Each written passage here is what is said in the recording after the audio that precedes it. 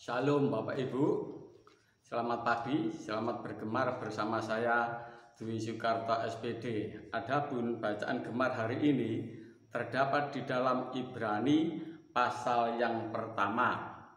Demikian kebenaran firman Tuhan. Setelah pada zaman dahulu Allah berulang kali dan dalam pelbagai cara berbicara kepada nenek moyang kita dengan perantaraan nabi-nabi. Maka pada zaman akhir ini Ia telah berbicara kepada kita dengan perantaraan anaknya yang telah Ia tetapkan sebagai yang berhak menerima segala yang ada. Oleh Dia Allah telah menjadikan alam semesta. Jadi pada zaman dahulu Allah Bapa, yaitu Elohim Yahweh, itu menyampaikan kebenaran firman-Nya, yaitu menyampaikan nasihat-nasihatnya itu melalui para nabi, yaitu berulang-ulang dan berbagai cara. Tetapi pada zaman akhir ini Ia berbicara melalui putra tunggalnya Tuhan Yesus Kristus, yang mana di sini dikatakan yang telah Ia tetapkan sebagai yang berhak menerima segala yang ada. Artinya pemerintahan Allah Bapa dengan segala kuasanya itu telah diserahkan kepada putra tunggalnya, yaitu Tuhan Yesus Kristus. Oleh Dia Allah telah menjadikan alam semesta. Jadi oleh tangan Tuhan Yesus Kristus, Tuhan Yesus Kristus menjadikan alam semesta ini atas nama Bapa di surga.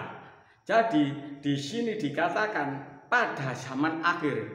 Jadi Tuhan Yesus adalah yang terakhir untuk menyampaikan kebenaran ilahi ini kepada umat Bapa, yaitu kepada umat Allah. Setelah Tuhan Yesus Kristus tidak ada lagi, ya, biarpun ada nabi yang terakhir atau menyebut siapa dirinya, Tuhan Yesus adalah yang terakhir. Dan di sini jelas dikatakan bahwa Bapa hanya mempercayakan kepada putra tunggalnya. Kenapa? Jawabannya ada di ayat yang ketiga.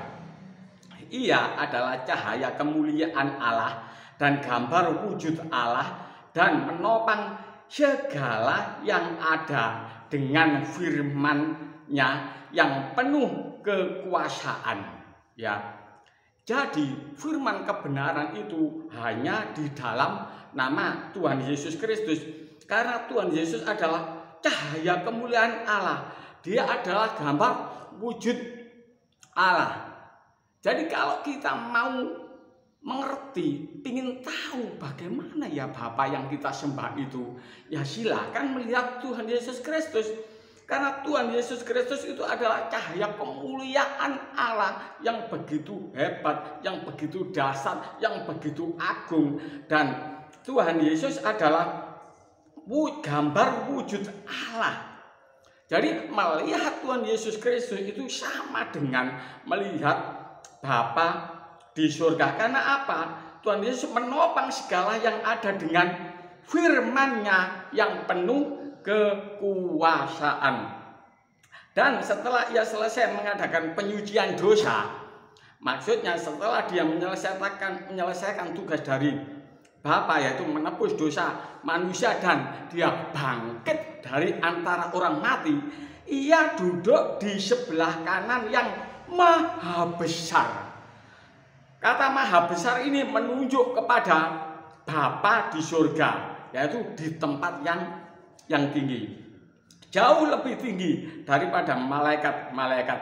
Sama seperti nama yang dikaruniakan kepadanya jauh lebih indah daripada nama mereka. Jadi Tuhan Yesus lebih tinggi daripada malaikat-malaikat. Di situ Bapak Ibu ya, ayat yang kelima.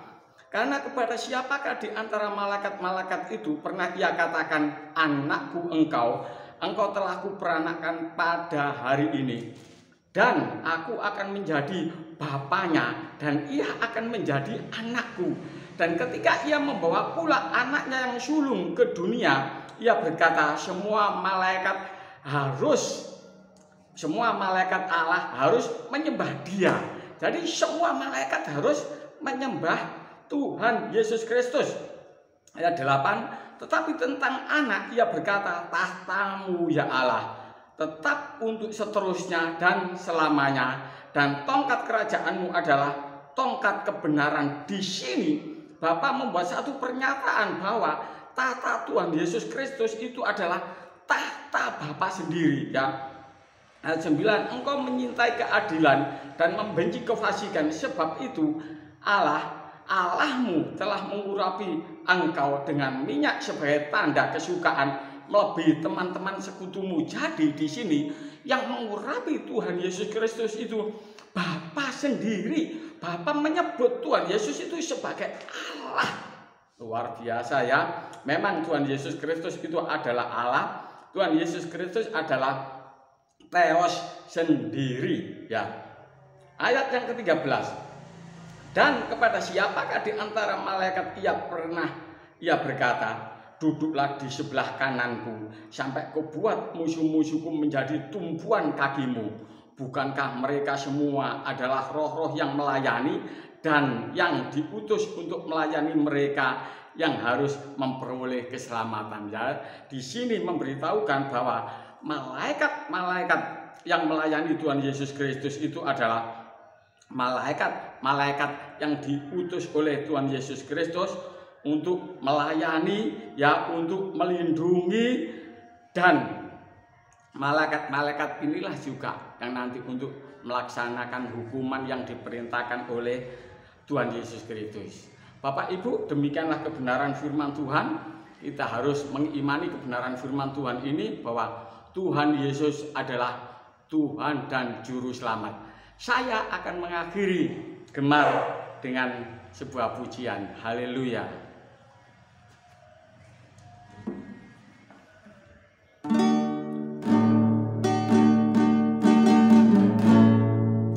Tenggelamkan ku Bapa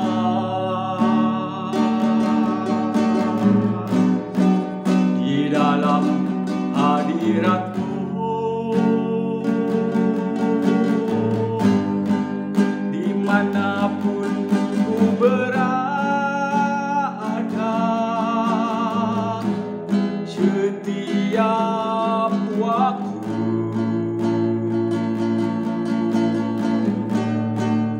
ku akhiri jalanku di dalam hadirat-Mu. Perhentian yang sempurna, hadirat-Mu Bapa.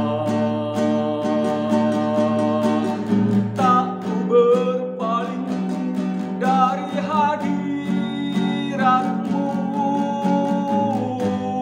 tetap tinggal dalam-Mu. Kini selamanya di hadirat-Mu. Tuhan ajarku jaga hadirat-Mu di dalam kekudusan. Kini selamanya di hadirat-Mu. Mari kita berdoa. Bapa di surga, kami mengucap syukur dengan Tuhan Yesus Kristus Putra Tunggal-Mu yang Engkau berikan kepada kami untuk menjadi Tuhan dan Juru Selamat di dalam kehidupan kami. Biarlah Tuhan Yesus Kristus kesukaan yang besar ini kami miliki Tuhan, dengan cara menjaga watak karakter kami agar seperti Tuhan Yesus Kristus, menjaga semangat kami agar semangat seperti Tuhan Yesus Kristus senantiasa tenggelam di dalam hadirat Bapa. Begitu juga kami mau tenggelam di dalam hadirat Bapa sampai selamanya, sampai Bapa memanggil kami. Terima kasih dalam nama Tuhan Yesus Kristus. Haleluya, amin.